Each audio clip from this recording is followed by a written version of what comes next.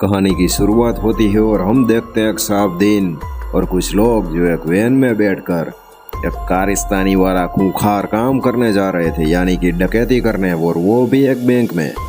Bank में भी बहुत सारे लोग मौजूद थे जो अपना अपना काम कर रहे थे, लेकिन उन सभी को पता नहीं था कि कुछ चक्रम लोग हैं जो यहाँ पर डकैती करने के लिए आ रहे हैं। और ये सारा मामू लोग भी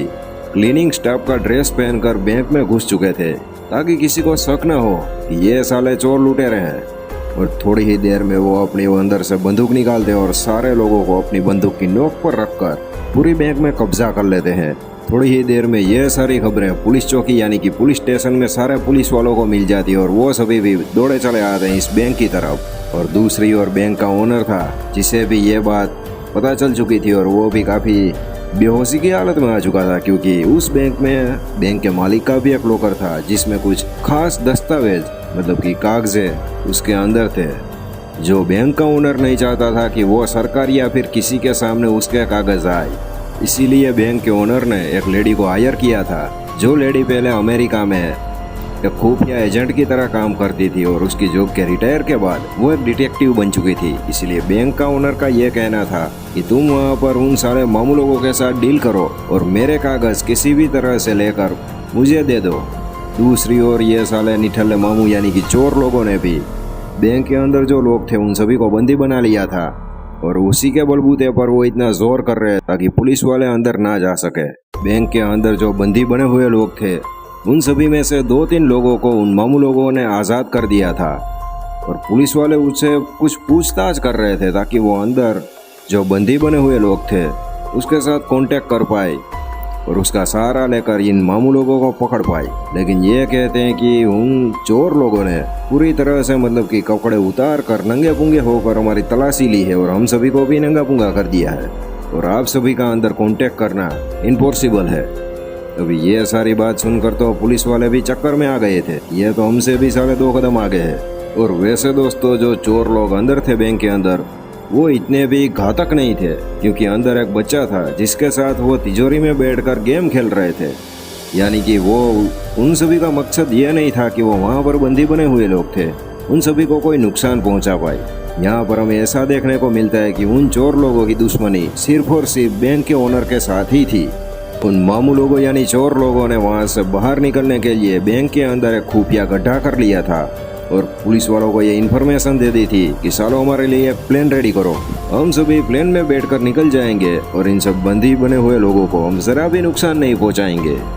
लेकिन बीच में जो ये बैंक ओनर की खुफिया डिटेक्टिव थी जो अपना तामझाम सेट करती और पुलिस वालों के साथ सेटिंग करके बैंक के अंदर उन चोर लोगों के लीडर के पास वो बातचीत करने के लिए पहुंच जाती है। लेकिन चोर लोगों का लीडर उस डिटेक्टिव को जरा भी भाव नहीं देता और उसे वहां से 2 ही पल में वहां से भगा देता है और बैंक से धक्के मारकर निकाल देता है। उसके बाद ये ट्राई करता है पुलिस वालों का लीडर यानी कि पुलिस वालों का हेड, जो इस बहाने से अंदर गया था कि प्लेन का इंतजाम हो जाएगा, लेकिन मुझे ये देखना है कि अंदर बंदी बने हुए लोग थे वो सेफ है या नहीं, किसी को कोई जख्म या चोटा चाटी तो नहीं हुई ना। इसलिए वो भी अंदर जाता है और वो देखता है कि जो बंदी बने हुए लोग हैं वो सभी बिल्कुल सही सलामत है और हमें इन चोर लोगों की बातों को मान लेना चाहिए। लेकिन बैंक के बाहर जाकर पुलिस वालों का हेड मुकर जाता है और ये सोचता है कि इन साले निठलों की बातों में हमें नहीं आना चाहिए और वो अपनी पुलिस फोर्स को डायरेक्ट अंदर भेज देता है हमला करने के लिए और बंदी बनाकर उन चोर लोगों को पकड़ने की कोशिश करता है। लेकिन वो मामू लोग भी काफ़ी एंटी आइटम ही थी। वो बंदी बने हुए जो हॉस्टेज थे उसे वो अपने बेस में लेकर नकली बंदूकें पकड़ाकर बैंक के बाहर और ऐसा तामझाम और वहाँ पर अफरा तफरी मचा देते हैं ताकि पुलिस वालों को यह लगता था कि ये सभी चोर है और वो गोलियां चलाने लगते हैं, जिसमें कई मासूम लोगों की जान भी दोस्तों चली जाती है। और बाद में वो सभी पुलिस वाले फायरिंग रोक देते हैं क्योंकि उन सभी लोगों को पता चल चुका था कि वो मामू यानी कि चोर वहाँ से अपनी टीम के साथ निकल चुका है और ये सभी जो उन सभी के हाथ में आए थे वो सभी बंदी बने हुए लोग थे। लेकिन दोस्तों यहाँ पर आता है मूवी में धमाकेदार ट्विस्ट, क्योंकि पुलिस वालों का हेड जब अंदर जाता है तो वो देखता है कि 1 भी रुपया या 1 भी पैसे की चोरी नहीं हुई है। बैंक में एक लॉकर था जिसके अंदर कुछ था, उसी की ही चोरी हुई है। इसलिए वो ये सोच रहा था कि ये साले मामू लोग यहाँ पर करने क्या आए थे, क्योंकि पैसे तो वहाँ पर ऐसे ही पड़े हुए थे। दूसरी साइड जो बैंक के ओनर का एनवलप था, डिटेक्टिव से उसे पता चल चुका था कि वो चोरों का लीडर वो एनवेलोप ले जाने में सक्सेसफुली कामयाब हो गया है।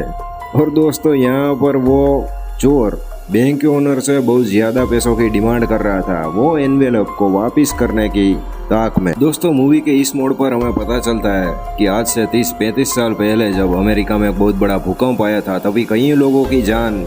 उस हादसे में चली गई थी। और उन लोगों के पैसे, जो मरे हुए लोगों के पैसे थे जो उस बैंक में थे, उसके घर वाले सभी वो पैसा निकालने के लिए गए, तभी बैंक के ओनर ने उन पैसों को वापस नहीं किया, यानी कि वो अभी ब्लैक मनी बन चुके थे। और उन सभी पैसों को इकट्ठा करके उसने कई कई जगह पर मतलब कि अलग अलग बैंकों में ट्रांसफर कर दिया था। और वो सभी दस्तावेज मतलब कि एनवेलप उसने उस बैंक की तिजोरी में रखे थे। और उन सभी में हादसा हुआ जिसमें इन चोर लोगों का लीडर का बाप भी मारा गया था। इन सभी का बदला लेने के लिए इस चोर ने ये सब किया था। और ये सारी बात पुलिस वालों के हेड को भी पता चल चुकी थी, और उसने भी कहा था कि इस साले बैंक के ओनर के साथ ये होना चाहिए, इसलिए उसने भी इस केस को रद्द कर दिया था, यानी कि क्लोज कर दिया था। और बैंक का ओनर अभी फुल ऑन रास्ते पर आ चुका था। तो दोस्तों यहाँ पर मूवी की एंडिंग हो जाती है। कैसी लगी मूवी ये कमेंट में बताना जरूर।